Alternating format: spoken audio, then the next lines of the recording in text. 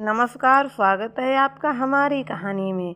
ये उन दिनों की बात है जब मेरी आधी जवानी उफान पर थी और पूरे गांव में मेरी खूबसूरती के चर्चे थे। यूँ तो मेरे सारे रिश्तेदार मुझे अपने घर के आंगन में ले जाना चाहते थे, मगर मेरे चाचा आसिफ के दिल की हालत बहुत अजीब थी। सलीम ने अपने घर वालों को साफ कह दिया था कि मैं आयशा से ही शादी करूंगा, वरना सारी उम्र कुंवारा रहूंगा। सलीम की जिद के आगे पूरे परिवार वालों ने हथियार डाल दिए। फिर एक साथ लेकिन उल्लास भरे माहौल में हमारी शादी हो गई। मैं सलीम के घर आकर बहुत खुश थी। मेरे पति सलीम बहुत ही सुंदर और आकर्षक थे और हमारी बिरादरी के तमाम लोग हमारी जोड़ी को बेमिसाल करार देते थे, मगर हमारे कुछ रिश्तेदार हवस और बुरी नज़र की वजह से देखते थे।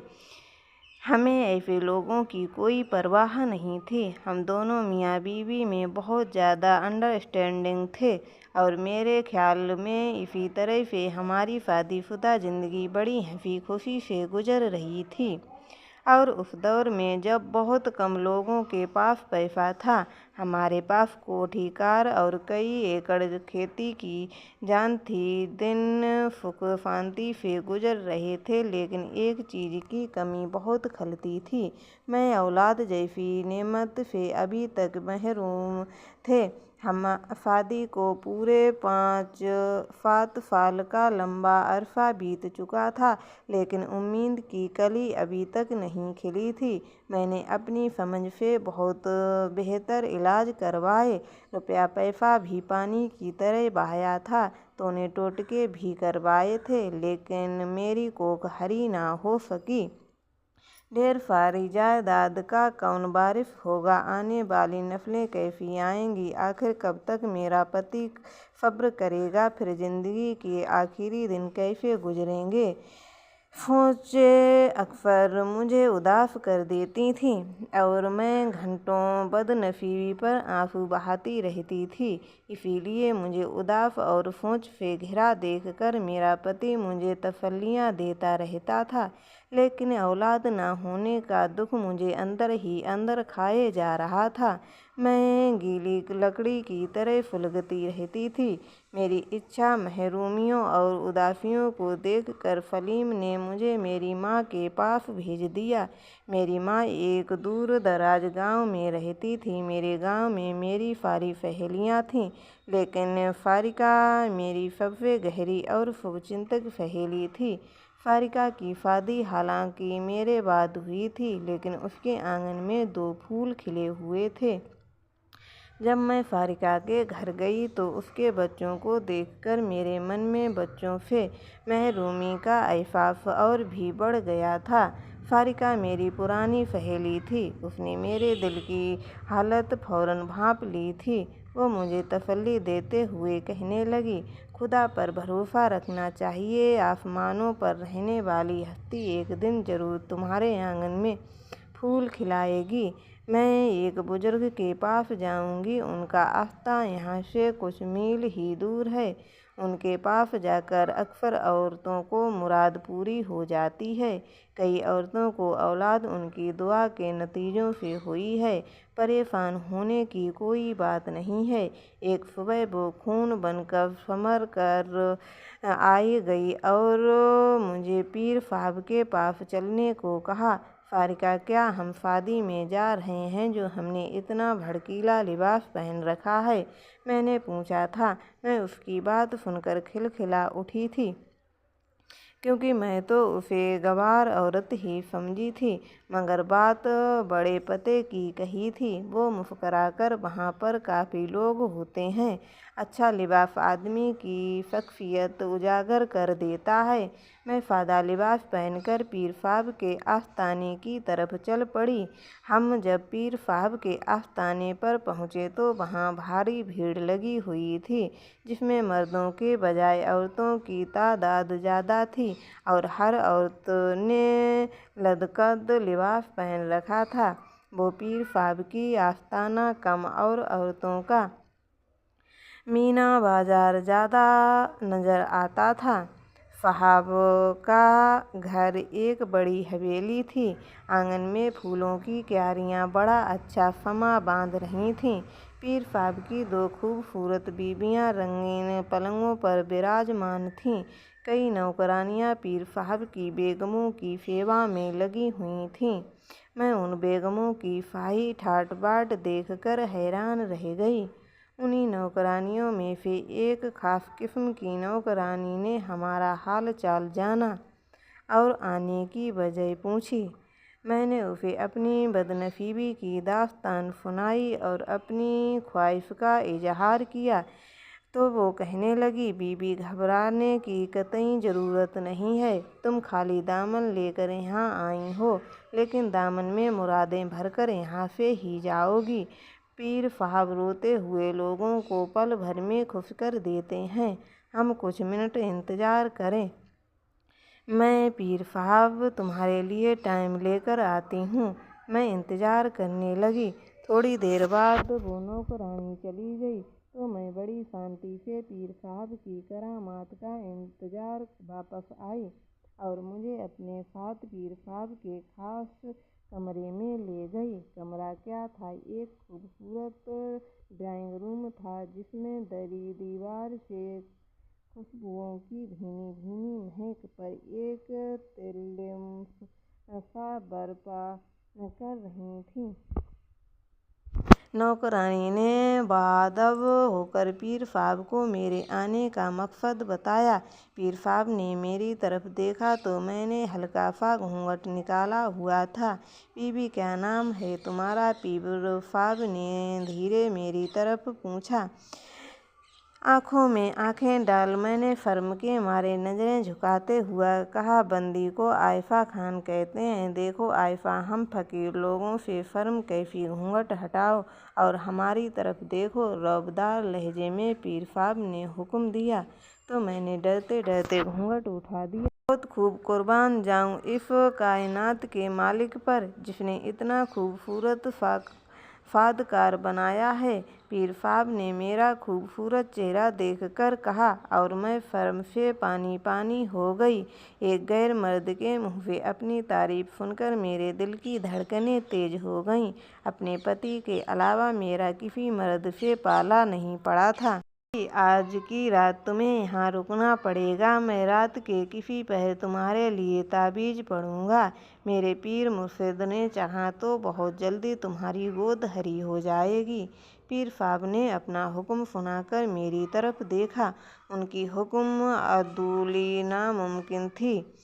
औलाद की ख्वाहिश मेरे दिल में बड़ी शिद्दत से जाग उठी थी। ठीक है पीर साहब, हम यहीं रुक जाएंगे, मैंने कह दिया। मेरी बात सुनकर पीर साहब खुश हो गए थे।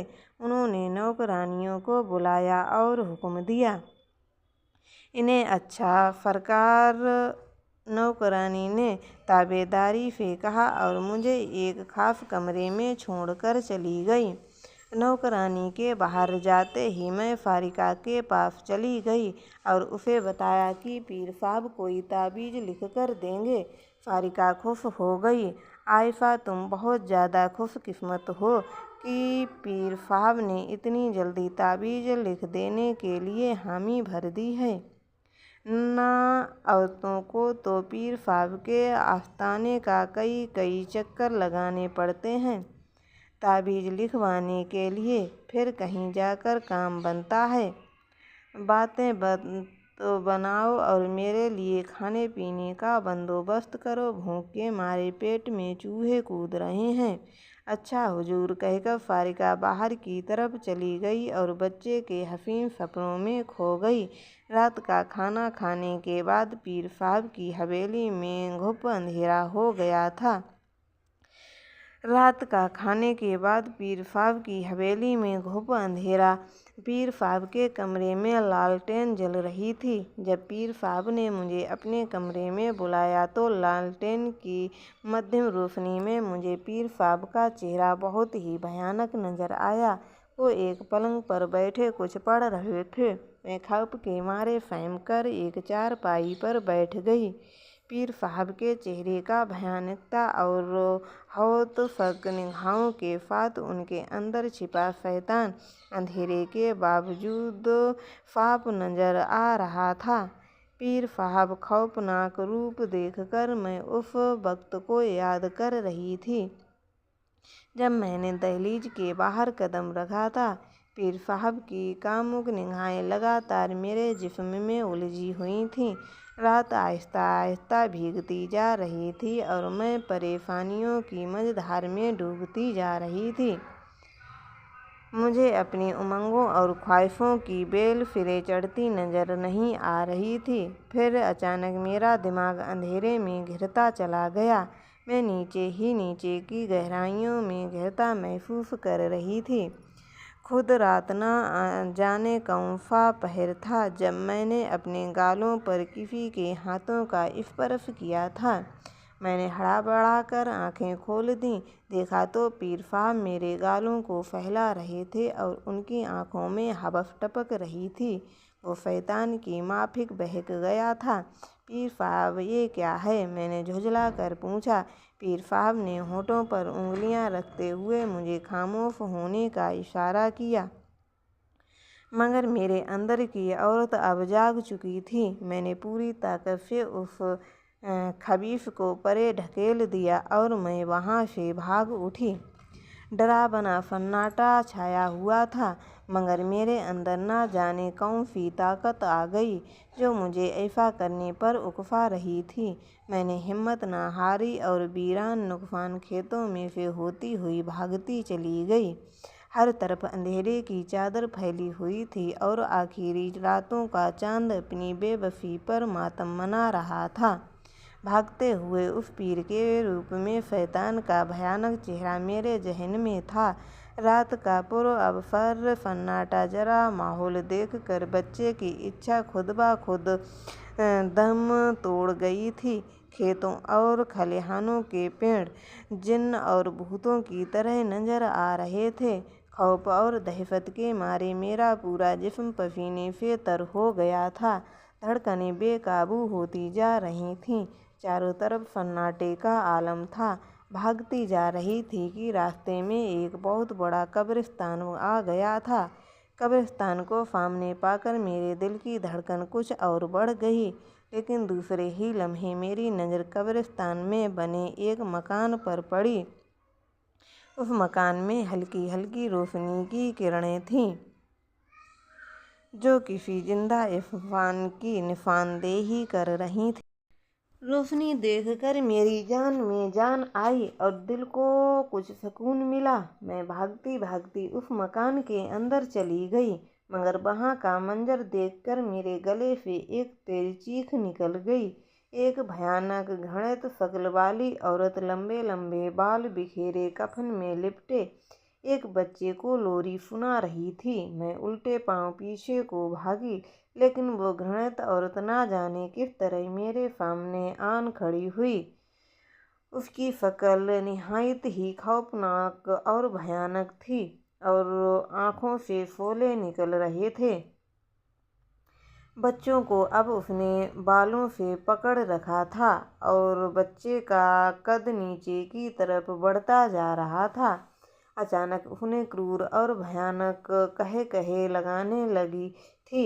उन कहे कहों के साथ आग के शोले उसके मुंह से निकल निकल कर फिजा में उड़ते जा रहे थे। उफ! मेरे खुदाया, मौत को अपने इतने करीब देखकर जिस्म की सारी ताकत खत्म होने लगी थी। मेरा मन अंधेरे में डूबने लगा और मैं गश खाकर जमीन पर गिर पड़ी। उस खूबसूरत चुड़ैल ने जब बालों से पकड़कर मुझे ऊपर उठाया तो मुझे महसूस होने लगा कि मैं जिंदा अभी हूँ। मैंने नीम बेहोशी की हालत में देखा। उसने एक जोरदार तमाचा मेरे गाल पर मारते हुए मुंह मेरी तरफ फेर लिया। ज्यों ही वो मुर्दा बच्चा मुझसे टकराया, मेरे समूचे जिस्म में आग सी लग गई। आग के खूंखार शोले मुझे घायल करने लगे। मैं पागलों की तरह चीखती पुकारती हुई अपने आप को उस चुड़ैल से बचाने के लिए कब्रिस्तान में दौड़ रही थी, और मुझे कब्रिस्तान से निकलने का कोई भी रास्ता नहीं मिल रहा था। हर तरफ कब्र ही कब्रें दिखाई दे रही थीं। खौफ और भय की वजह से मेरे पूरे जिस्म में फुनफाहन मची हुई थी। मेरे जिस्म का रुआं रुआं कांप रहा था। उधर दौड़ते हुए मैं एक कब्र से टकराई और उस कब्र का दहाना खुल मैं कब्र से अंदर धड़ाम से चली गई। मैंने चीखना चाहा, लेकिन मेरी बोलने की ताकत ही जैसे खत्म हो चुकी थी, जिससे जिस्म की सारी ताकत समा करके मैं कब्र से बाहर आई तो कब्र के दाहिने का काला नाग फन फैलाए बैठा हुआ था। उसकी फुफकार से कब्र की मिट्टी जमीन से उड़ रही थी और उसकी आंखों से चिंगारियां निकल रही थीं। जी हुई मैंने कब्र से निकल कर भागना चाहा। तो दोस्तों, आपको हमारी ये कहानी कैसी लगी हमें कमेंट में ज़रूर बताएं एवं हमारे चैनल को सब्सक्राइब ज़रूर करें। धन्यवाद।